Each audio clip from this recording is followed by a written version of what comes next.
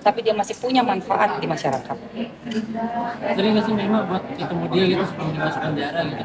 Dulu waktu itu kan aku syuting di Kita Kepo di Trans, aku sama suami aku, jadi kita lumayan lama ngobrol seharian di lokasi syuting. Jadi waktu itu tentang aku sama suamiku dan ada Niki, bertiga kita syutingnya. Terus ya udah sempat ribut juga kasus Vanessa, tapi aku ngeliat Niki memang pribadi yang kuat, yang tegar, dan kalau ngomong tuh memang sesuai apa yang dia omongin. Itu kenyataannya, mau lu suka mau lu enggak, mau pahit mau apa, itu that's the truth. Nah itu dia gitu. Harus ada orang kayak gitu, harus ada. Jadi orang yang ada kontrol masyarakat, biarpun gaya bicaranya memang aduhai. That's only the style, man. Yang penting adalah di balik itu tidak ada hoax, tapi kebenaran yang dia ucapkan. Oke? Ya, makasih Momski. Thank you. Boleh nggak Mbak? Apa? Update sedikit tuh. Update apaan lagi? Aku mau makan. Sedikit aja. Oh iya, apa tuh? Itu kan sekarang ngapain aja sih? Aku baru launching film, judulnya Senyum Manis Love Story di 21 ini ya, di sebuah bioskop. Tayangnya tanggal 12 Juni. Besok. Saya semenjak menikah nih dengan yang sekarang gitu, mengurangi pekerjaan nggak sih demi menjadi istri yang baik gitu? Kalau untuk syuting stripping luar kota emang nggak terima, tapi untuk kayak live di TikTok, jualan, terus syutingnya masih di studio di sini masih bisa. Kenapa Kak? Maksudnya Kalau stripping agak sulit, nggak karena kan menolak tawaran syuting di luar? iya itu karena stripping kan tiap hari, pasti kan ninggalin rumah dong. Dan outstation itu tinggal di sana, pulangnya cuma kayak dijadwalin gantian sama pemain yang lain, kayaknya sulit deh, sulit. Aku maunya yang syutingnya nggak ada di Jakarta, jadi aku bisa pulang ke rumah. Tapi banyak juga nggak sih menolak tawaran kerjaan gitu yang Ada beberapa. Syutingnya ada yang di Puncak, terus ada di daerah apa Gadok. Ya Allah jauh banget. Mungkin kayak gitu sekarang ya di sinetron lokasinya lagi jauh-jauh. Tapi insya Allah kalau ada yang di dalam kota mau banget. Bisa sambil nge-live juga kan? Iya diizinin. Karena aku kerja di TikTok aja nih. Kemarin sampai ke di bawah TikTok Shanghai. Itu juga sama suamiku diizinin. Boleh banget. Suamiku nggak pernah ngelarang kerja. Tapi aku yang tahu diri sendiri. tapi nggak sayang Kak menolak banyak tawaran kerjaan? Enggak, aku ada kerjaan di TikTok juga. Dan itu rutin tiap hari kita nge-live untuk entertainment dan e-commerce jualan. Itu kan suatu kerjaan baru ya buat Mamski. Tapi alhamdulillah seneng aja sih dan masih enjoy. Emak tapi punya suami yang usianya jauh lebih muda, gitu. Kepuasannya seperti apa sih? Kepuasan. Tunggu ya. Kepuasan. Pokoknya suami aku tuh biarpun lebih muda, tapi kita nyambung. Terus aku juga jadi ikutan muda karena secara kegiatan kita olahraga bareng, main paddle, main lari, running. Pokoknya kegiatan-kegiatan yang bisa masih dilakuin bersama seru banget. Main pingpong, terus suamiku juga biarpun muda, dia dewasa. Jadi aku positifnya ke bawah muda juga, ya kan? Itu ada sini udah ada ini kan Di rumah dari si Ronaldo iya di rumah kita ada piaraan 4 ekor kucing. Kita emang belum ada keturunan, jadi kita punya 4 ekor kucing. Terus suamiku juga sama aku suka gantian masak, orangnya juga lucu, seru. Oh iya, yang unik tuh karena dia generasi milenial dan aku Gen X, jadi kadang-kadang suka agak class ini generation yang aku omongin kadang suamiku apa sih siapa tuh gitu.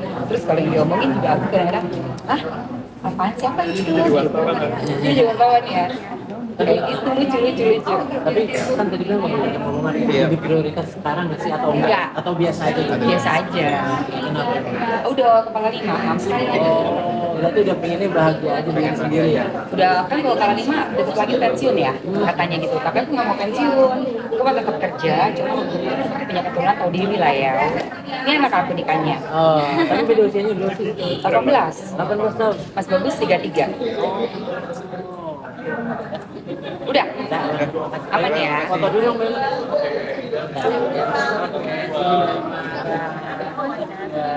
Sandi Bosa boleh di ada di sini.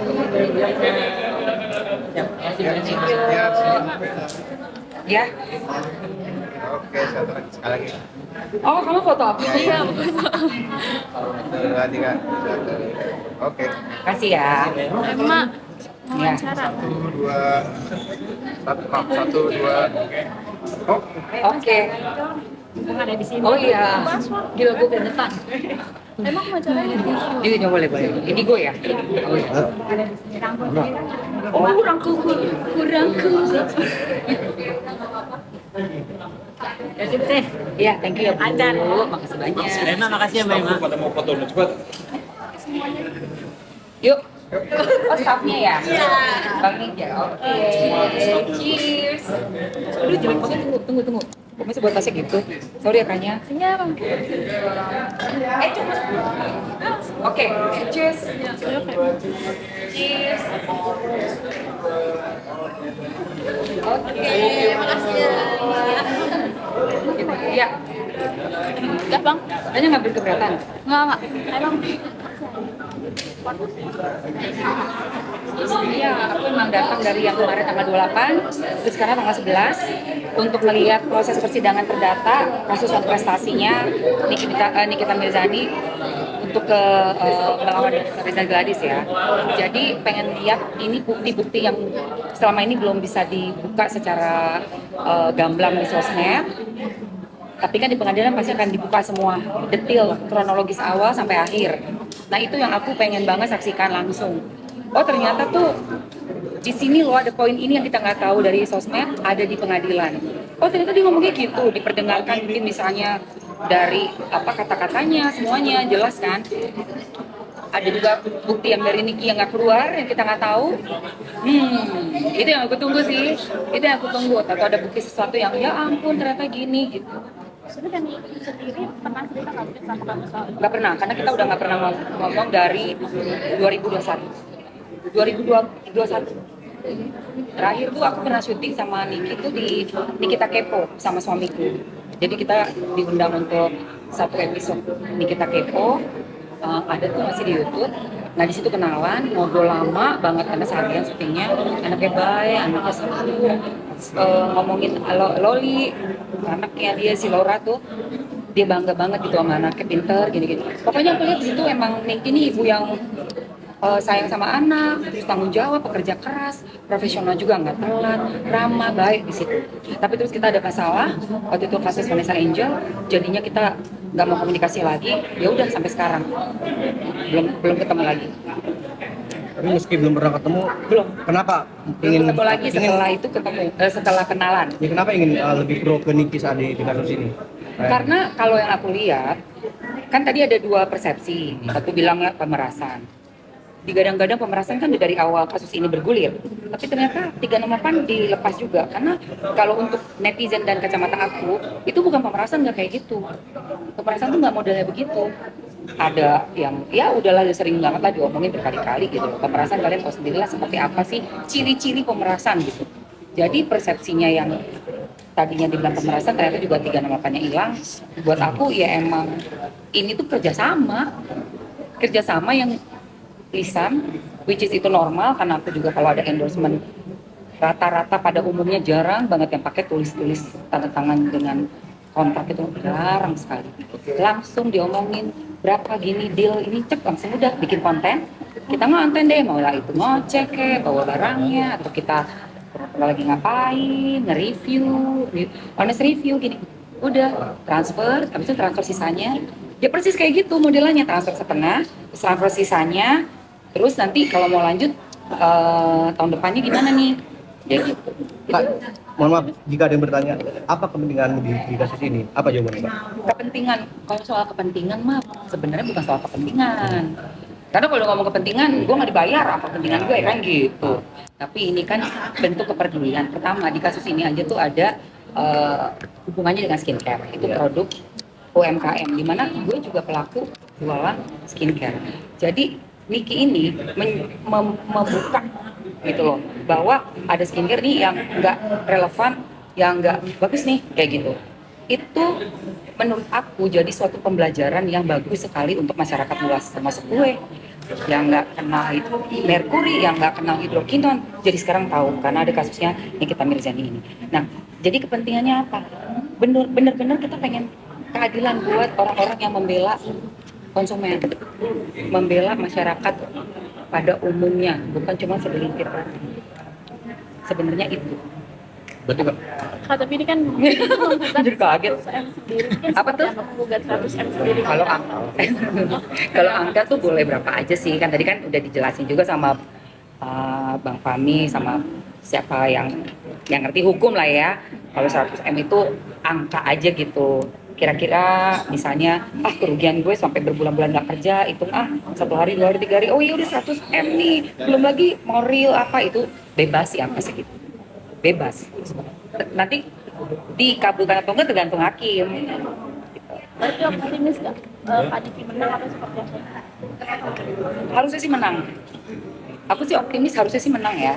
Melihat dari yang aku lihat di sosmed, ini kronologisnya seperti kok kerjasama loh gitu, kan bentuk pemerasan atau apalah gitu kan.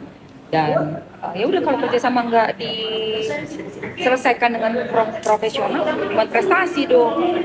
Berarti tuntutannya harusnya masuk gitu.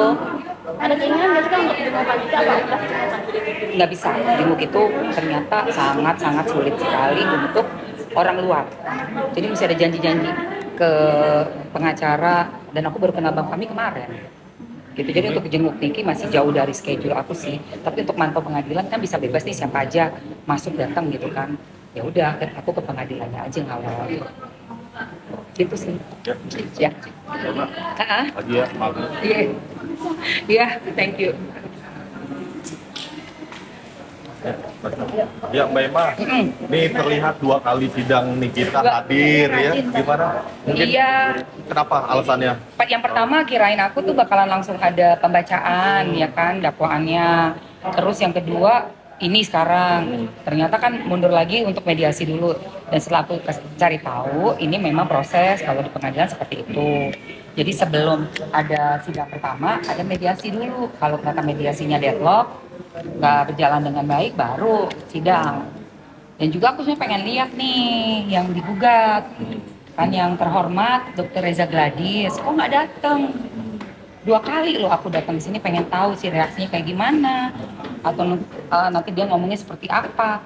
Karena begini loh, sidang perdata ini sedikit banyak tuh menggambarkan sidang yang pidana nanti, bahkan bisa menjadi penunjang buat Niki di sidang pidana yang besar itu gitu.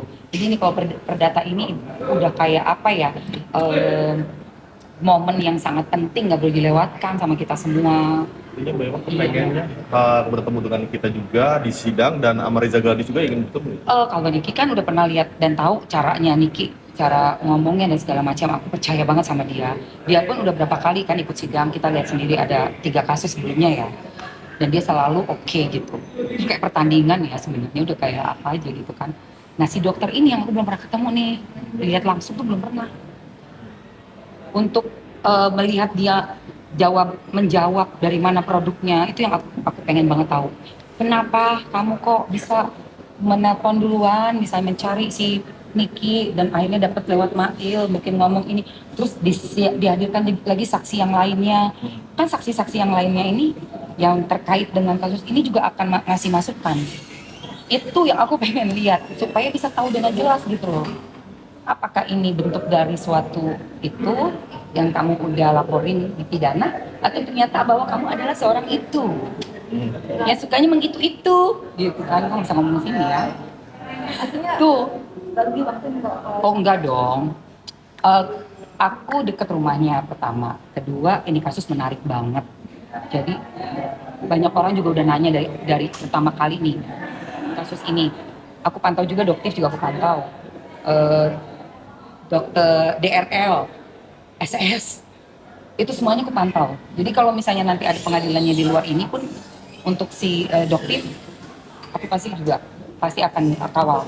Aku ke Malang juga, ke Kepanjen, ke tempatnya si Isa Sega. Jadi udah berapa pengadilan nih kita datang, hanya nggak ikut 3 kali, udah 3, 4. Jadi ya udah, memang ini udah kayak jadi bagian dari rasa penasarannya aku, yang aku harus eksekusi sendiri, aku mesti datang sendiri, mesti nyaksiin sendiri. Kayak gitu. Tapi udah jenguk di kita di Twitter. Aduh, ternyata susah jenguk dan Tapi udah ada upaya susah. untuk kesana. Lewat doktif sih, tapi doktif juga belum bisa. Lewat doktif, kalau misalnya bisa, ya udah aku pengen ikut, tapi ternyata belum bisa karena memang harus ada jadwal sama melalui pengacaranya, terus nggak bisa bukannya sembarangan bisa dijenguk bebas gitu loh. Jadi Sulit ya. sulit ya. Baiklah, mau minta tanggapannya soal ini kan kita menggugat Reja Gladys 4M ya. Sekaligus dengan 100 miliar yang kerugian immaterial. Ini Iya, worth iya, it nggak iya, sih? betul, betul. Worth it nggak sih menurut Worth- Mbak? Ada yang bilang kurang sih. Kurang. 100 M katanya gitu, karena kalau melihat dari yang udah dia jalani berapa bulan, 3 bulan lepas semua, mungkin kontrak-kontrak yang harus dia dapatkan, dan juga gak cuma secara nominal ya, secara mental. Yang mentalnya itu bukan Niki doang loh, anak-anaknya Niki. Itu kamu mau hargai berapa coba? Ibu masuk ke dalam, berbulan-bulan gak bisa kerja apapun. Ditambah lagi ada resikonya pula, tinggi kan resikonya. Kalau sampai kenapa-napa dia, itu nggak bisa dihargai lagi dengan nilai uang berapapun gitu loh. Apalagi kalau sampai bener ya, udah ini tuh ada udang di balik bakwan, di balik batu. 100 M sih kurang sih menurut gue. Apa sih maksudnya? Kesel gue. Ya soalnya pendapatannya aja yang aku lihat aja tuh sebulan lebih dari 100 M. Lawannya uang kecil banget itu. Tapi percaya nggak kalau Niki ngelakuin komersil? Kenapa? Enggak lah. Iya. Enggak. Gini ya, tadi kan aku udah masukin ke VT. Aku ada kasih komen balasan gitu untuk ada seorang pakar psikolog. Karena mungkin beliau cuma dengar dari satu rekaman. Kan aku dengar ada rekaman yang satunya. Itu tuh yang nyari-nyari kan beliau ya, si dokter ya. Iya mau dibayar nggak mau loh. Jadi dia tuh nggak mau sebenarnya. Cuma dicari lagi, didatengin lagi. Pokoknya kayak diupak-upak ya. Kalau gimana sih ngomong ala asisten ngomong ya.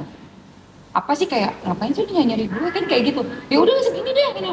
Kayak gitu loh cara ngomongnya tuh informal banget memang. Jadi narasinya yang didengar, kok kayak gitu sih, kayak kaget. Tapi kan ada kronologis loh sebelum-sebelumnya di belakang. Coba deh berapa kali dihubungin, berapa kali diminta. Pastilah orang tuh ada kayak apaan sih lo? Oh yaudah lo mau gue penting ngomong, ya udah segini. Nah gitu loh. Misalnya gitu kan itu si Mailnya ngomong begitu kan, itu gaya dia ngomong. Tapi gini ya poinnya ya. Satu, ngapain kamu cari-cari orang untuk ngebagus-bagusin produk kamu kalau produk kamu memang nggak bagus misalnya. Kedua, nggak usah takut lah sampai harus nyari-nyari, biarin aja dia ngoceh. Kamu buktiin kamu produknya oke kok, kenapa mesti sampai kayak begitu gitu loh. Sampai ya udah kamu review deh yang bagus-bagus, itu kan dia yang pengen nego ya, nego ada bahasa nego juga di belakang. Coba dengerin lagi, itu ada bahasa ya nih nego, berarti kan itu kayak apa ya, beda lah sama pemerasan, beda. Berarti kamu seoptimis itu ya buat Iya, aku sih dari kacamata aku ini bukan hal yang dibilang pemerasan lah, ada kayak gini. Intinya ada produk yang ya kurang bagus, mintanya untuk dibilang bagus dengan kesepakatan sekian, pembayarannya juga dia juga yang nentuin, oke sekian ya, bayarnya 2 kali, terus nanti tahun depannya lagi ya, apa bulan akhir tahun gitu kan, tahun depan apa akhir tahun gitu ya. Nanti saya transfer lagi ya, udah sih kalau kayak gitu mah, apalagi. cuman menyayangkan nggak sih itu bukti percakapannya nggak didokumentasikan atau buat sekedar chat atau sekedar itu menyayangkan kayak gitu, Apanya itu? menyayangkan bahwa kesepakatan itu hanya sekedar chat, sekedar ngobrol, nggak didokumentasikan sehingga itu bisa jadi senjata, Hitam di atas putih. bisa Loh diputarbalikkan say, gitu jadi. ini, nah bukan, kamu pertanyaannya bukan ke situ. Ngapain direkam? Kan nggak boleh ngerekam. Jadi kalau kita lagi, ini satu juga ya, kalau kita lagi berbicara secara private, sangat tidak boleh. Coba cek deh, pasalnya ada. Nggak boleh merekam tanpa sepengetahuan dan seizin orang yang kita rekam untuk menyebarluaskannya. Itu ada peraturannya, ya undang-undang ITE. Jadi nggak bisa kamu ke pertanyaan itu sebelumnya ini aja dipertanyakan lagi. Nah ini yang aku pengen tahu juga. Apa nih barang bukti? Legalkah, ilegalkah? Itulah makanya Mamsi hadir, gitu sih.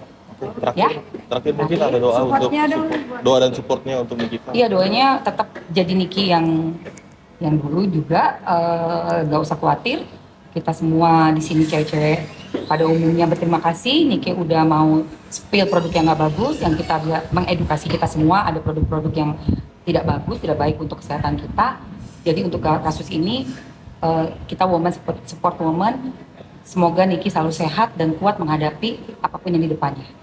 Amin.